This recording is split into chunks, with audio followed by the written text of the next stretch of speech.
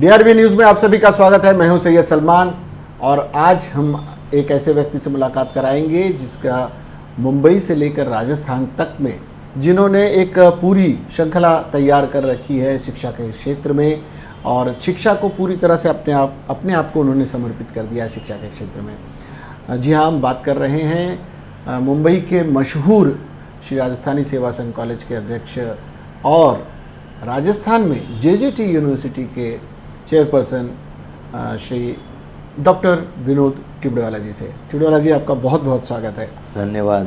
तो मैंने भूमिका में बताया कि शिक्षा के क्षेत्र को समर्पित किया हुआ है आपने। हम देखते हैं कारोबार एक तरफ, आपका पूरा एक साम्राज्य बना हुआ, और अपने आप को आपने पूरी तरह से, अभी हम चर्चा कर रहे थे, झोंक दिया है शिक्षा के क्षेत्र में। तो वो क्या जुनून कैसे आया आपको, थोड़ा सा इस पर बात करते हैं, फिर आगे बढ़ते हैं। नहीं, बचपन से ही मेरी इच्छा थी कि मैं इंजीनियर बना हूँ और हॉस्टल में रह के बना हूँ, तो एक दिन मैं भी एक इंजीनियरिंग कॉलेज और इस तरह का समाज को अपना ऋण वापस करूँगा, और जिस स्कूल वगैरह में मैं पढ़ा हूँ उस स्कूलों को मैं बड़ा बनाऊँगा। तो ये बचपन से इच्छा थी। एक मौका मिल गया, मुझे राजस्थानी सेवा संघ का लोगों ने अध्यक्ष बना दिया, और मौका मिलने से मैंने इसका विस्तार शुरू कर दिया। जी, प्राइमरी बल्कि बाल मंदिर, जो हम लोग कहते थे, बाल मंदिर से शुरू होकर पोस्ट ग्रेजुएशन तक के कोर्सेज चलते हैं तरह तरह के। एक नॉर्मल पहले चलता था कि आर्ट्स और कॉमर्स, आर्ट्स एंड कॉमर्स, आज तमाम कोर्सेज आपने शुरू किए। ये दूरदृष्टि कैसे ज़माने के साथ चलने का तय किया आप? नहीं, ऐसा है, पॉपुलेशन तो यहाँ की मुंबई की बढ़ती जा रही है और नई स्कूल कॉलेजेस की खुलने के लिए जगह भी नहीं है। तो ये जो एग्जिस्टिंग स्कूल कॉलेजेस हैं उन्हीं को आगे बढ़ाना पड़ेगा, नहीं तो अपन ये रिक्वायरमेंट जो बढ़ रही है उसको पूरा नहीं कर सकेंगे। इसके लिए मैंने जो है ये नए नए कंस्ट्रक्शन कराए, नए भवन बनाए और इस काम को आगे बढ़ाया।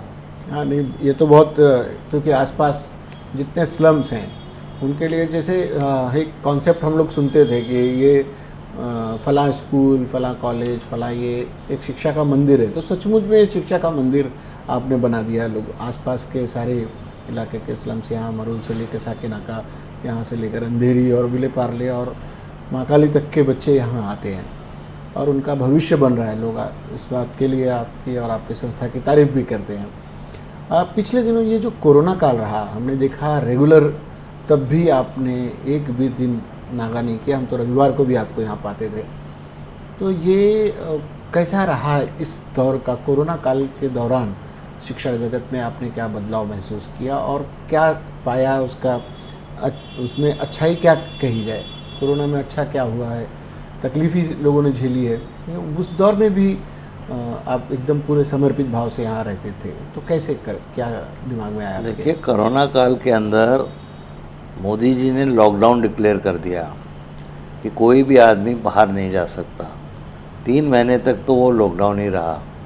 तो कोई भी, जब आदमी नहीं बाहर जा सकता, ट्रेनें नहीं चल रही है, बसें नहीं चल रही है, सब बंद है, तो शिक्षा का तो 3 महीना तो जो है शिक्षा का काम बिल्कुल ठप रहा।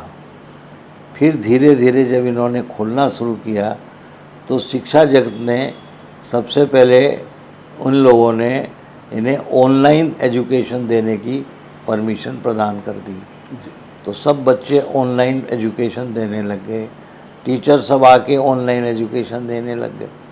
As a part of management ये हमारी ड्यूटी होती है कि वहाँ के चेक कर लें कि सब टीचर टाइम पे आए हैं ना, वे अपना अपना लेक्चर्स ऑनलाइन दे रहे हैं ना, फिर एग्ज़ाम्स ऑनलाइन दे रहे हैं ना, पेपर ऑनलाइन इवेल्युएशन कर रहे हैं ना। तो इसके लिए जो आप कह रहे हैं कि आप रविवार को भी यहाँ आते रहे, तो इसीलिए आता रहा कि भाई सब काम जो है ऑनलाइन, संडे को भी ऑनलाइन चलता है, तो ये सब काम ऑनलाइन बराबर सुचारू रूप से चलता रहे, इसके लिए। अच्छा, इसका कोई इफेक्ट किसी कोर्स पर आपने पढ़ने नहीं दिया ऐसा? कोरोना का कोई इफ़ेक्ट ऑनलाइन जिस स्कूलों में, कॉलेजेस में जो एजुकेशन हो रही है उसका तो कोई इफ़ेक्ट नहीं पड़ा है। पर जो गरीब इंस्टीट्यूशंस हैं, गरीब बच्चे हैं जो मोबाइल ख़रीदने की भी क्षमता नहीं रखते, उन लोगों पर फ़र्क पड़ा है, बिकॉज उन्हें ऑनलाइन एजुकेशन भी नहीं मिली, ऑफलाइन एजुकेशन भी नहीं मिली। तो ऐसे उन लोगों के लिए कुछ आपने सोचा है कि ऐसी परिस्थिति में उनके लिए भी कोई एक योजना शुरू की उनके जाए? लिए सरकार ने योजना बनाई है कि अभी हम मार्च में उसको खोलेंगे, जी। खोल के उसको जितना पढ़ा सकेंगे पढ़ाएंगे, और बाई जून तक उनका एग्ज़ाम लेके सबको वो पास कर देंगे।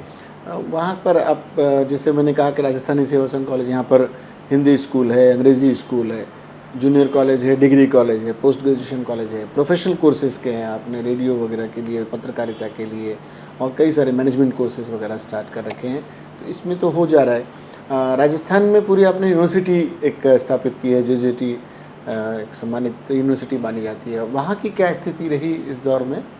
वहाँ भी कोरोना के अंदर ऑफलाइन एजुकेशन तो बिल्कुल बंद हो गई, लेकिन वहाँ भी ऑनलाइन एजुकेशन चालू है, ऑनलाइन एग्ज़ाम चालू है, और वहाँ की एजुकेशन भी कॉलेजेस की इफ़ेक्ट नहीं हुई। स्कूलों में भी जिन अंग्रेज़ी स्कूलों के अंदर बच्चों के पास अच्छे साधन हैं, वो ऑनलाइन अच्छे से पढ़ रहे हैं। वो स्कूल जिनके बच्चों के पास साधन नहीं है, उनका ज़रूर इफ़ेक्ट हुआ है। जैसे आपने कई किताबें लिखी हैं, उसमें से आपने एक भारत को लेकर के कैसा हो एक आदर्श भारत, जो आपकी किताब है, और कई चीज़ें हमने देखी हैं कि आपने जो पहले लिखी हुई हैं उन्हीं चीज़ों को कई बार मोदी जी अपनी योजनाओं में शामिल करते हैं, तो उस पर क्या कहना चाहेंगे? कौन कौन सी आपने देखी थी?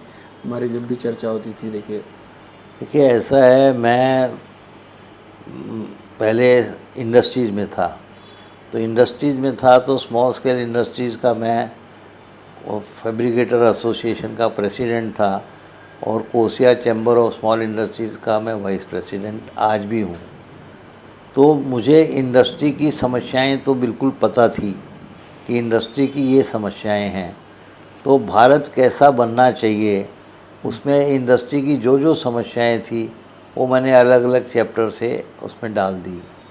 फिर मुझे 20 साल का एजुकेशन का अनुभव हो गया, तो 20 साल के एजुकेशन के अनुभव में मैंने एजुकेशन के क्षेत्र में जो जो समस्याएं हैं वो डाल दी। एग्रीकल्चर वगैरह की जो समस्याएं, यहाँ की 70% आबादी आज भी एग्रीकल्चर पर है, तो उसकी समस्याओं का हल कैसे हो, तो इजराइल वगैरह ने जो किया उसका थोड़ा मैंने अध्ययन किया, और अध्ययन करके उन समस्याओं का कैसे सॉल्यूशन हो वो उसमें डाला गया। तो ये सब समस्याएं उसमें डालने से, मैंने समस्याएं नहीं डाली, उसके सुझाव दिए जी, इस समस्या का ये सुझाव है, तो मोदी जी ने उन सुझावों को इम्प्लीमेंट कर दिया। फॉर एग्जांपल, देश के अंदर ब्लैक मनी बढ़ रही थी, जी। तो मेरा एक सुझाव था कि ये सारी करेंसी जो है डीमोनेटाइजेशन हाँ, हो आपने जानी चाहिए। पुस्तक जब लिखी थी, और पुस्तक में ही लिख दिया था, नोटबंदी उसके बाद हुई, और मोदी जी की सरकार उसके बाद हुई, तो उन्होंने इसको बिल्कुल डीमोनेटाइजेशन कर दिया। तो इस तरह से कई चीज़ें उन्होंने, स्किल इंडिया वाला काम मैंने बतलाया था कि आजकल स्किल एजुकेशन ज़रूरत है। फिर मेक इन इंडिया, सब चीज़ें हिंदुस्तान में बननी चाहिए। नेहरू जी जब तक थे तब तक तो स्वावलंबन पर बहुत जोर रहा, गांधी जी का भी स्वावलंबन पर जोर था, लेकिन बाद में ये कुछ अलग हो गया और हम ज़्यादा इंपोर्ट पे आश्रित रहने लगे। तो वो नहीं होकर, हमारा पैसा वहाँ नहीं जाकर हमारे लोगों को ही रोज़गार मिले, तो मेक इन इंडिया का कंसेप्ट भी उस किताब में लिखा था, वो माना गया।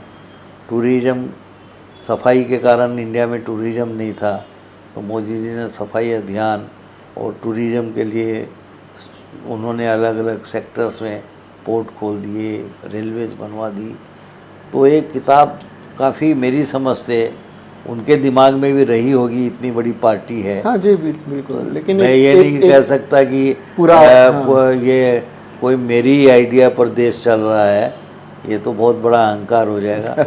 लेकिन फिर भी हाँ, काफ़ी चीज़ें इसमें लिखी गई थी जो इम्प्लीमेंट हुई हैं। तो वो अभी एजुकेशन को लेकर आप क्या सोच रहे हैं कि वर्तमान जैसी स्थिति में है एजुकेशन, जिसे सर्व शिक्षा अभियान भी चलाया गया, कई जगह पर नई नई शिक्षा नीति भी आती है, बीच बीच में आती रहती है। तो आज की स्थिति में शिक्षा पर आप क्या कहना चाहेंगे? सरकारी स्तर पर जो ट्रस्ट वगैरह चला रहे हैं स्कूल, उस स्तर पर और ज़मीनी स्तर पर क्या पाते हैं आप और क्या सुझाव देना चाहेंगे? देखिए, पहली बार हिंदुस्तान में 50 साल बाद नई एजुकेशन पॉलिसी अनाउंस हुई है और वो नई एजुकेशन पॉलिसी सब जगह अडॉप्ट भी हो गई है और उसका बहुत स्वागत हुआ है। जी।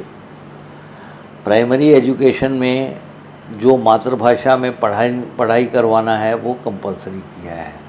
ये एक बहुत बड़ी उपलब्धि है इस नई एजुकेशन पॉलिसी कि इसके अंदर बच्चे जो है अपनी मातृभाषा में पढ़ें।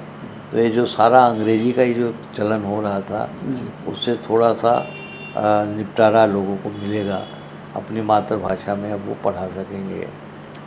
हायर एजुकेशन में उन्होंने एक नॉलेज कमीशन नया बना दिया है और नॉलेज कमीशन बनने से यूजीसी वगैरह सब उसमें मर्ज हो जाएगी। सिर्फ 2 इंडिपेंडेंट एजेंसीज रहेंगी, एक बार काउंसिल ऑफ इंडिया और एक फार्मेसी काउंसिल ऑफ इंडिया। बाकी सब उसके अंदर मर्ज हो जाएंगी नॉलेज कमीशन में और स्वायत्तता दी जा रही है। जी। अभी जिसको जो कॉलेज को, यूनिवर्सिटी को जो पढ़ाना हो वो विषय वो पढ़ा सकते हैं वहाँ के जो लोगों। पहले उसके लिए बहुत परमिशन लेनी पड़ती थी, अब ये नई पॉलिसी होने से वो सब दूर हो जाएगा।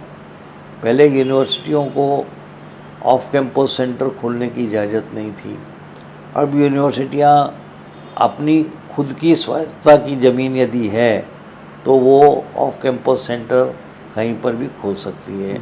अब बॉम्बे यूनिवर्सिटी जाकर दुबई में और सब जगह जिस तरह से फ़ॉरेन यूनिवर्सिटियाँ खोलती हैं अपनी यूनिवर्सिटी, वो खोल सकेगी। तो इस तरह से शिक्षा के विस्तार को बहुत बढ़ावा मिलेगा। इन लोगों ने अभी लद्दाख के अंदर एक यूनिवर्सिटी बनाने की इस बजट में घोषणा की है। जी। तो बहुत सारी नई यूनिवर्सिटियाँ बन रही है, बहुत सारे नए आईआईएम कॉलेज बने हैं, बहुत सारी नई आईआईटीज़ की नींव रखी गई है, बहुत सारे एम्स जैसे हॉस्पिटलों की नींव रखी गई है। हर डिस्ट्रिक्ट में एक मेडिकल कॉलेज की अनिवार्यता इन्होंने निश्चित की है। तो सरकार शिक्षा के जगत में इस बार के बजट में भी बहुत शिक्षा के प्रति बढ़ावा दिया गया है। खर्चा शिक्षा के प्रति करीब 4-5 गुना बढ़ा दिया गया है। तो सरकार बहुत जागरूक है और शिक्षा का स्तर भी जो है यहाँ का बढ़ रहा है। हमारे आईआईटीएंस को विदेशों में करोड़ों रुपया देकर लोग रख रहे हैं और आज अमेरिका में सिलिकॉन वैली में 80% सॉफ्टवेयर इंजीनियर इंडियंस हैं। तो हमारा स्तर भी बढ़ा है और सरकार भी इसमें बहुत प्रयत्नशील है और मेरी समझ से शिक्षा का काम बहुत अच्छा चल रहा है और हम बहुत अच्छा चलेगा। आने वाला दिन भी अच्छा होगा। जेजेटी भी यूनिवर्सिटी भी कहीं टाइप वगैरह करने की चल रही है। जेजेटी यूनिवर्सिटी जो है कई तरीके की तरह से दूसरे यूनिवर्सिटियों से अनुबंधित होने का प्रयत्न कर रही है। जी। अभी तक हम उसमें सफल नहीं हुए हैं क्योंकि पहले रिज़र्व बैंक वगैरह की हज़ारों परमिशन की ज़रूरत थी, अब वो सब परमिशन नहीं लगेगी। तो मेरी समझ से हर एक यूनिवर्सिटी, प्राइवेट यूनिवर्सिटी हो या हो, वो अच्छी फॉरेन यूनिवर्सिटी से तालमेल कर सकेंगे। उसमें 2 साल वो इंडिया में पढ़ेंगे बच्चे और आखिरी के 2-3 साल दूसरी जिस देश में यूनिवर्सिटी से टाई अप है उससे पढ़ेंगे। तो इस तरह से उन लोगों का विदेश में भी अध्ययन होगा, यहाँ भी होगा। तो ये भी एक बहुत अच्छा काम शुरू हो जाएगा और ऑफ कैंपस सेंटर सब यूनिवर्सिटियाँ खोल सकेगी। हाँ, ये तो काफ़ी इससे इसका असर पड़ेगा, बहुत अच्छा असर पड़ेगा। तो मेरी समझ से हिंदुस्तान का जो साक्षरता का प्रतिशत हायर एजुकेशन का 30% रखा गया था 2030 के लिए, वो 30 की जगह मेरी समझ से तो 40-45 2030 में ही अचीव हो जाएगा। चलते चलते हम जानना चाहेंगे, एक जैसे शिक्षण संस्थान हो गए, सरकार हो गई, शिक्षक हो गए, विद्यार्थी हो गए, शिक्षा के महत्व को लेकर कितना डेडिकेशन, जैसा शुरुआत आपसे की डेडिकेशन को लेकर, एक समर्पण भाव को लेकर, तो शिक्षा जगत से जुड़ी हुई हर शख्सियत को क्या संदेश देना चाहेंगे आप? देखिए, मैं माँ बाप के लिए तो ये संदेश देना चाहूँगा कि आगे का समय पढ़ाई का समय है। आप अपने बच्चों को जितना ज़्यादा पढ़ा सकते हैं पढ़ाइए। आप जितना ज़्यादा आदमी पढ़ेगा उतने ऊंचे पद पर वो जाएगा, उतनी उसकी तरक्की होगी। तो माँ बाप को चाहिए कि वो बच्चों को खूब पढ़ाने की तरफ ध्यान दें। शिक्षण संस्थाओं को चाहिए कि आजकल रोज़ प्रतिदिन चेंजेस हो रहे हैं, तो बदलाव शिक्षा में बहुत ज़रूरी है। तो वो शिक्षा के अंदर उनका सिलेबस चेंज करना चाहिए और नए नए कोर्सेज़ को उनको लाना चाहिए। जो समय की डिमांड है उसके साथ उनको चलना चाहिए। अभी रोबोटिक्स एक नया सब्जेक्ट है, अब ऑपरेशंस भी रोबो कर रहा है। अब उससे हम यदि पढ़ाएंगे नहीं तो फिर हम पिछड़े हुए रह जाएंगे। तो शिक्षण संस्थानों को इसमें काम करना चाहिए। गवर्नमेंट को रिसर्च के लिए बहुत सपोर्ट करना चाहिए, क्योंकि आजकल अमेरिका वगैरह सब रिसर्च कर रहे हैं। आज इंडिया ने कितना गर्व से सीना उठता है हमारा जब हमारी 2-2 वैक्सीन दुनिया के 110 देशों में फ्री बांटी जा रही है। तो इस तरह से रिसर्च के लिए यदि अपन और आगे आएंगे, सरकार और मदद करेगी, तो मेरी समझ से बहुत अच्छा काम होगा। तो शिक्षा में माँ बाप को पढ़ाना चाहिए, स्कूल कॉलेजेस को नए नए कोर्स लाने चाहिए, नए सिलेबस लाने चाहिए, सरकार को रिसर्च की तरफ ध्यान देना चाहिए।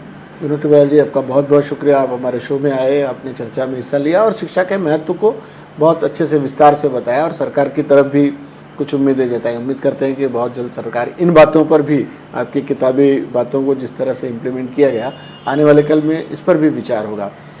शिक्षा से जुड़े और भी सवाल हम कभी न कभी बीच बीच में आपसे बात करते रहेंगे, क्योंकि शिक्षा है तो सब कुछ है और शिक्षित समाज ही एक बेहतर भारत का निर्माण करेगा। बहुत बहुत धन्यवाद आपका। धन्यवाद आपका भी, जो आपने अपना अमूल्य समय निकाल कर मुझे लोगों से बातचीत करने का ये मौका दिया और मेरी बात पेरेंट्स तक, दूसरी इंस्टीट्यूशंस तक, सरकार तक पहुंचाने का एक जो मौका मुझे अवसर दिया आपने, उसके लिए मैं आपका बहुत धन्यवाद देता हूं। और आगे भी जब कभी मुझसे आप बात करना चाहें, मेरे दरवाजे आपकी चैनल के लिए हमेशा खुले हैं। आप हमेशा आमंत्रित हैं। धन्यवाद। धन्यवाद बहुत बहुत। ये थे डॉक्टर विनोद टिब्बेवाल जी, एक शिक्षाविद हैं। शिक्षा को समर्पित अपने आप को उन्होंने कर रखा है, जैसा हमने भूमिका में भी बताया था। और शिक्षा के महत्व को लेकर और शिक्षा की दूरदृष्टि को लेकर भी वो सजग हैं, जागरूक हैं, नए नए प्रयोग करते रहते हैं। अलग अलग उन्होंने इंस्टीट्यूट की स्थापना कर रखी है और कई कोर्सेज अपने कार्यकाल में उन्होंने शुरू करवाए हैं। हम चाहते हैं कि शिक्षा से जुड़े हुए लोग आगे आएँ और शिक्षा के महत्व को भी ध्यान में रखा जाए। केवल राजनीति, केवल क्राइम और केवल फिल्म इंडस्ट्री ही सब कुछ नहीं है। शिक्षा भी एक महत्वपूर्ण योगदान देते हैं इस भारत के और समाज के निर्माण में। आपको ये कार्यक्रम कैसा लगा, आप ज़रूर इस पर टिप्पणी करें। आप हमारे चैनल को सब्सक्राइब करें, लाइक करना ना भूलें। आपके स्क्रीन पर तमाम डिटेल्स उपलब्ध हैं। आपके पास हम इसी तरह की सकारात्मक खबरें और इंटरव्यूज़ लेकर लगातार आते रहेंगे। आप अपनी टिप्पणियों से, अपने कमेंट से हमारा हौसला बढ़ाएं या हमारी कमियों को भी आप हम तक पहुंचा सकते हैं। फ़िलहाल के लिए इतना ही। खबरों का, कार्यक्रमों का सिलसिला जारी रहेगा। आप देखते रहें DRV न्यूज़। जय हिंद।